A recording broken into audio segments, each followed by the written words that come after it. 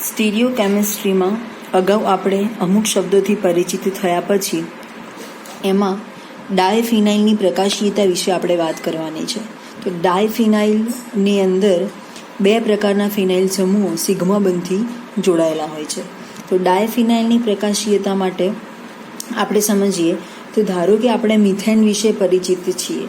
તો CH4 જે બંધારણ છે મિથેનનું છે. CH4 એક સ્ટેબલ પ્રકારનું સ્ટ્રક્ચર છે. હવે CH4માંથી આપણે એક હાઇડ્રોજનને દૂર કરીએ તો એના અંદરથી આપણને આ પ્રમાણે મિથાઇલ સમૂહ પ્રાપ્ત થાય છે. CH4 એવા મિથેન પરમાણુમાંથી એક હાઇડ્રોજન ઓછો કરીએ તો આપણને મિથાઇલ સમૂહ પ્રાપ્ત થાય છે. એ રીતે આ એલિફેટિક સંયોજન છે અને આ એરોમેટિક સંયોજન છે. એલિફેટિક સંયોજન એટલે કે અકાર્બનિક સંયોજન અને આ જે છે એ કાર્બનિક સંયોજન છે. તો એરોમેટિક એટલે કે ચક્રીય સંયોજનો જે છે એમાં બેન્ઝીન છે એમાંથી એક હાઇડ્રોજન જ્યારે ઓછું થાય છે, બેન્ઝીનના દરેક છેડા પર CH હાજર છે આપણે જાણીએ છીએ અને અંદર આ જે રિંગ ફોર્મ છે એ દ્વિબંધ ધરાવે છે એકાંતરીય સ્થાને, એની પણ આપણે એનાથી પણ માહિતગાર છીએ. તો એલિફેટિક સંયોજનોના એવા મિથેન સમૂહમાંથી આપણને મિથાઇલ ગ્રુપ મળે છે. એ જ રીતે બેન્ઝીન એવા એરોમેટિક સંયોજનમાંથી એક હાઇડ્રોજન ઓછું થતાં આપણને ફિનાઇલ મળે છે. તો બેન્ઝીન ચક્રની સ્થિતિ બિન સમતલીય હોય છે અને બેન્ઝીન અને ડાયફિનાઇલની સ્થિરતા, સંસ્પંદન શક્તિ બધું જ સરખું હોય છે. સંસ્પંદન શક્તિ માટે આપણે પહેલાં પરિચિત છીએ કે કોઈ પણ આ પ્રકારનું જે સ્ટ્રક્ચર છે એની અંદર રેઝોનન્સ ઇફેક્ટ જોવા મળે છે. જે રેઝોનન્સ અસરના કારણે એની અંદર આપણે દ્વિબંધ ન દર્શાવતા અંદર આ પ્રમાણે ગોળ ચક્ર મૂકી શકીએ છીએ. તો એ જે સંસ્પંદન શક્તિના આધારે છે. અને એક જ સમતલમાં હોય તો તેનો વ્યાપ ડાયફિનાઇલમાં વધે છે અને સ્થિરતામાં પણ વધારો થાય છે. તો નોર્મલ ડાયફિનાઇલનું બંધારણ કેવું છે? આવા ફિનાઇલના બે સમૂહ જ્યારે જોડાય ત્યારે એને ડાયફિનાઇલ તરીકે આપણે ઓળખીએ છીએ. તો એના માટે એક એક્ઝામ્પલ આપેલું છે કે ધારો કે પેરા સ્થાનમાં NH2 સમૂહ હાજર હોય, એને આપણે પેરા-પેરા-ડેસ ડાયએમિનો ડાયફિનાઇલ તરીકે ઓળખીએ છીએ. આ બે બંધારણ ડાયફિનાઇલ માટેના છે. એના બંને પેરા સ્થાન ઉપર ઓર્થો, મેટા અને પેરાથી પણ આપણે પરિચિત છીએ. તો પેરા સ્થાનમાં NH2 એવો એમિનો સમૂહ જોડાયેલો છે. એટલે બે વખત જોડાયેલા છે, બંને અલગ અલગ સમૂહ છે, એટલા માટે એના નામકરણ માટે પેરા-પેરા-ડેસ ડાયએમિનો ડાયફિનાઇલ તરીકે એને આપણે ઓળખીએ છીએ. એની પ્રક્રિયા આ પ્રમાણે ક્લોરીન સમૂહ ધરાવતા એવા કાર્બોનેટ સાથે કરવામાં આવે છે. તો બે ક્લોરીન સમૂહ છે અને C ડબલ બોન્ડ O છે, એટલે કાર્બનની ચતુસંયોજકતામાંથી બે સંયોજકતા ક્લોરીને પૂર્ણ કરી છે અને બે સંયોજકતા ઓક્સિજન પરમાણુ દ્વારા પૂર્ણ થઈ છે. તો જ્યારે આ બંનેનું જોડાણ થઈ આ પ્રકારની આપણને નિપજ મળે છે કે જેમાં મધ્યસ્થ પરમાણુ NH C ડબલ બોન્ડો NH એવો ઇમાઇડ બંધ એની અંદર જોવા મળે છે અને હાઇડ્રોક્લોરિક એસિડના બે પરમાણુ એમાંથી મુક્ત થાય છે. એ જે બંધારણ છે એનું રેખીય બંધારણ આપણે જોવું હોય તો આ પ્રમાણે જોઈ શકાય કે આવા બે પ્રકારના પેરા-પેરા-ડેસ ડાયએમિનો ડાયફિનાઇલમાંથી બંને બાજુ એક હાઇડ્રોજન દૂર થઈ અને ત્યાં આ પ્રમાણે બંને ક્લોરીન દૂર થઈ C ડબલ બોન્ડ O પરમાણુ એમાં જોડાય છે. તો રેખીય બંધારણ હોય તો ડાયપોલ મોમેન્ટ એમાં 0 જોવા મળે છે. તો આપણે જોયું એ પ્રમાણે ફરી એકવાર જોઈએ કે પેરા સ્થાનમાં NH2 સમૂહ હાજર હોય એનું નામકરણ પેરા-પેરા-ડેસ ડાયએમિનો ડાયફિનાઇલ વડે કરવાનું છે. આ બધી જ માહિતી ડાયફિનાઇલ એવા સંયોજનોને સમજવા માટે છે. તો NH2 અને NH2 એવા બંને સમૂહ છે, એમાંથી એક હાઇડ્રોજન અહીંથી દૂર થાય છે, એક હાઇડ્રોજન અહીંથી દૂર થાય છે. પરંતુ જો બંને છેડાના સમૂહ હોય તો એક વખત અહીંથી દૂર થશે, બીજા સમૂહમાંથી આ છેડામાંથી દૂર થશે. એટલે એ પ્રમાણે બંને છેડામાંથી એક હાઇડ્રોજન દૂર થઈ આ પ્રમાણેનું રેખીય બંધારણ આપણને પ્રાપ્ત થાય છે. જેના માટે રેખીય બંધારણ હોય તો ડાયપોલ મોમેન્ટનું મૂલ્ય આપણને 0 મળે છે. હવે ડાયફિનાઇલ માટે આપણે સ્ટીરિયોકેમિસ્ટ્રી જોવી છે કે ડાયફિનાઇલનું અવકાશીય રસાયણ કેવી રીતે જોવા મળે છે. તો ડાયફિનાઇલ માટે પહેલાં આપણને એની ફિઝિકલ પ્રોપર્ટી વિશે સમજણ આપી છે કે ડાયફિનાઇલનો અણુ એક સિગ્મા બંધ દ્વારા બે બેન્ઝીન ચક્રોથી જોડાયેલો છે. એટલે કે ડાયફિનાઇલના અણુમાં બે સમતલીય બેન્ઝીન ચક્રો આવેલા છે આ બે સમતલીય બેન્ઝીન ચક્રો વચ્ચેના સિગ્મા બંધનું મુક્ત ભ્રમણ શક્ય હોવાથી ડાયફિનાઇલનો અણુ સમતલીય કે બિનસમતલીય પોતાની મરજી પ્રમાણે બની શકે છે. જેવા પ્રકારના નવા કમ્પોનેન્ટ સાથે જોડાય એ પ્રમાણે સમતલીય કે બિનસમતલીય બની શકે છે. જે બંને પ્રકારની શક્ય રચનાઓ અક્ષીય બંધારણ સ્વરૂપે હોવી જોઈએ. હજુ અહીંયા આપણને ધારણા આપી છે કે ડાયફિનાઇલની નોર્મલ જે સ્ટ્રક્ચર છે એ આવા પ્રકારનું કંઈક હોવું જોઈએ, કેમ કે એનું નામ ડાયફિનાઇલ આપ્યું છે એટલે એમાં એક સિગ્મા બંધ હોવો જોઈએ, સમતલીય બે બેન્ઝીન ચક્રો હોવા જોઈએ, મુક્ત ભ્રમણ શક્ય હોય એવો સિગ્મા બંધ હોવો જોઈએ, અને આ પ્રકારની રચના જો એમાં હોય તો એ અણુ સમતલીય કે બિનસમતલીય બની શકતો હોવો જોઈએ.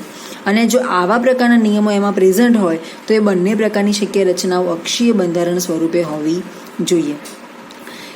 આ પ્રકારના નિયમોને તારવવા માટે અલગ અલગ પ્રકારના સાયન્ટિસ્ટે કામ કર્યું છે. તો એમાં કુકલર નામના વૈજ્ઞાનિકે ડાયફિનાઇલ માટે દર્શાવેલા પતંગિયા જેવું બંધારણ, એટલે કે કુકલર નામના વૈજ્ઞાનિકે ડાયફિનાઇલ માટે પતંગિયા જેવું બંધારણ દર્શાવ્યું છે. અને તેના પુરાવા રૂપે અહીંયા આપણને એક રિએક્શન મિકેનિઝમ આપેલું છે કે એક અણુ બેન્ઝિડીન અને એક અણુ કાર્બોનિલ ક્લોરાઇડ, અગાઉ આપણે જે પ્રક્રિયા કરી કાર્બોનિલ ક્લોરાઇડ સાથે C+Cl2, તો અહીંયા શું કહે છે, એક અણુ બેન્ઝિડીન અને એક અણુ કાર્બોનિલ ક્લોરાઇડની પ્રક્રિયા દ્વારા મેળવેલો જે ઇમાઇડ બંધ હોય એની સ્થિરતા અહીંયા આપણને સમજાવી છે. અને એના જણાવ્યા પ્રમાણે ડાયફિનાઇલ અક્ષીય બંધારણ ધરાવતું હોય તો બેન્ઝિડીનમાંના બંને NH2 સમૂહો એકબીજાથી એટલા બધા દૂર હોય કે અહીંયા દર્શાવેલા પ્રમાણે એમાં NHC ડબલ બોન્ડો NH બંધની લંબાઈ સામાન્ય બંધ લંબાઈ કરતાં ઘણી વધારે હોવાથી એ પ્રકારનું બંધારણ અશક્ય છે. તો આપણે જોઈએ એને કેવા પ્રકારનું બંધારણ આપ્યું છે. આ પહેલા નંબરનું જે બંધારણ છે એમાં એવું કહેવા માંગે છે કે ડાયફિનાઇલના આ છેડાથી બંધની રચના જોડાયેલી છે. તો આને આપણે પતંગિયાકાર બંધની રચના તરીકે ઓળખીશું. આ જે રચના આપી છે એમાં એવું કહે છે કે NH સમૂહ ધરાવતું અને CO બંધ હાજર હોય એવું ઇમાઇડ સ્વરૂપ આપ્યું છે. આ પ્રકારની જે રચના છે એ ઇમાઇડ એટલે કે CO બંધ ધરાવતું એક સ્ટ્રક્ચર આપેલું છે. અને આ જે રચના છે એ ડાયફિનાઇલ અણુમાંથી અને કાર્બોનિલ ક્લોરાઇડના અણુમાંથી બનતી મિક્સ રચના છે. તો આમ ત્રણેય પ્રકારના બંધારણો વિશે અલગ અલગ માહિતી આપી છે. હવે શું કહે છે કે એક અણુ કાર્બોનિલ ક્લોરાઇડ વચ્ચે પ્રક્રિયા કરવામાં આવે તો HCl છૂટો પડે છે. તો HCl છૂટા પડ્યા પછી જ આપણને આ બે પ્રકારના સ્ટ્રક્ચર પ્રાપ્ત થાય છે. તો કુકલર નામના વૈજ્ઞાનિકે એનું પતંગિયાકાર બંધારણ છે એવું દર્શાવ્યું છે. હવે એના પછી બાર્બન અને સ્માઇલ નામના વૈજ્ઞાનિકોએ કુકલર દ્વારા દર્શાવેલું બંધારણ જે પતંગિયાકાર છે એ બંધારણ ખોટું છે એવું સાબિત કરતા પુરાવા આપ્યા. એટલે એમણે નીચે દર્શાવેલા ઓર્થોમેટા અને પેરા એમ ત્રણેય સમઘટકીય બંધારણો માટે ડાયમરકેપ્ટો ડાયફિનાઇલ્સ સંયોજનનું નામ છે ડાયમરકેપ્ટો ડાયફિનાઇલ્સ બનાવી તે દરેકનું ઓક્સિડેશન કર્યું, પરંતુ 3 સમઘટકો પૈકી ફક્ત ઓર્થો સમઘટકનું જ ઓર્થો ડેશ ડાયમરકેપ્ટો ડાયફિનાઇલનું જ ઓક્સિડેશન શક્ય બન્યું અને એમાંથી ડાયસલ્ફાઇડમાં રૂપાંતર થઈ શક્યું. તો અહીંયા 4 પ્રકારના બંધારણ આપેલા છે. એમાં આ જે 3 બંધારણ છે 4, 5 અને 6 પ્રકારના, તો 4, 5 અને 6 આ 3 જે બંધારણ છે 3 બંધારણો કેવા છે, ડાયમરકેપ્ટો ડાયફિનાઇલ માટેના છે. SH સમૂહ જે છે મરકેપ્ટો સમૂહ દર્શાવે છે. તો ડાયમરકેપ્ટો ડાયફિનાઇલ્સ ધરાવતા બંધારણો છે. તો આ જે રચના છે ઓર્થો સ્થાનમાં, મેટા સ્થાનમાં અને પેરા સ્થાનમાં એ રીતે 3 બંધારણ આપેલા છે. જ્યારે આ જે બંધારણ છે કે જેની અંદર હાઇડ્રોજન સમૂહ દૂર થઈ એટલે ઓક્સિડેશનની પ્રક્રિયા થઈ અને ડાયસલ્ફાઇડ પ્રકારનું બંધારણ આપણને આપ્યું છે. તો અહીંયા ડાયફિનાઇલ માટેની રચના કંઈક આવા પ્રકારે છે કે જેની માહિતી અહીંયા ઓર્થોમેટા અને પેરા એમ 3 સમઘટકીય બંધારણો પરથી આપણને આપેલી છે. જો કુકલરનું સૂત્ર સાચું હોય તો અહીંયા 3 સમઘટકોમાં રહેલા બંને મરકેપ્ટાઇલ સમૂહો વચ્ચેનું અંતર સમાન હોવાથી 3નું ડાયસલ્ફાઇડમાં રૂપાંતર થવું જોઈએ, પણ એવું થતું નથી. એટલે ડાયફિનાઇલ અક્ષીય સૂત્ર ધરાવતું હોય તો ફક્ત એક જ સમઘટકમાં અને બંને મરકેપ્ટાઇલ સમૂહ એકબીજાથી વધુ નજીક હોવા જોઈએ જે ઓક્સિડેશન દરમિયાન ડાયસલ્ફાઇડ આપી શકે. આમ આ પુરાવાના કારણે એનું અક્ષીય બંધારણ સાબિત થાય છે. પતંગિયાકાર બંધારણ અહીંયા ખોટું સાબિત થાય છે. આ ઉપરાંત ટર્નર નામના વૈજ્ઞાનિકે ડાયફિનાઇલના અક્ષીય સૂત્રને સમર્થન આપતો એક વધુ પુરાવા આપ્યો. એટલે બાર્બર નામના વૈજ્ઞાનિકે અને સ્માઇલર નામના વૈજ્ઞાનિકે જે કામ કર્યું છે એ કામને પુરાવો મળતો એક ટર્નર નામના વૈજ્ઞાનિકે વધુ એક માહિતી આપી છે કે આ ઉપરાંત ટર્નર ડાયફિનાઇલના અક્ષીય સૂત્રને સમર્થન આપતો એક વધુ પુરાવો રજૂ કર્યો. એણે એવું દર્શાવ્યું છે કે કુકલરે બનાવેલો ઇમાઇડ પતંગી આકાર જેવું નહીં, પરંતુ અક્ષીય સૂત્ર જ ડાયફિનાઇલ ધરાવે છે અને તેમાં એક NH2 સમૂહ મુક્ત હોય છે. તેમ આ રીતે આ ડાયફિનાઇલ સંયોજન અક્ષીય અથવા રેખીય બંધારણ ધરાવે છે એવું પુરવાર થાય છે. એના માટે 2 બેન્ઝીન ચક્રો વચ્ચે રહેલા એક સિગ્મા બંધમાં થતા મુક્ત ભ્રમણને કારણે એ અક્ષીય બંધારણ ધરાવે છે એવું અહીંયા ટર્નર નામના વૈજ્ઞાનિકે સાબિત કર્યું છે. આ બંને ચક્રો એકબીજાથી સામેક્ષ સમતલમાં અથવા તો બિન સમતલમાં બની શકે છે.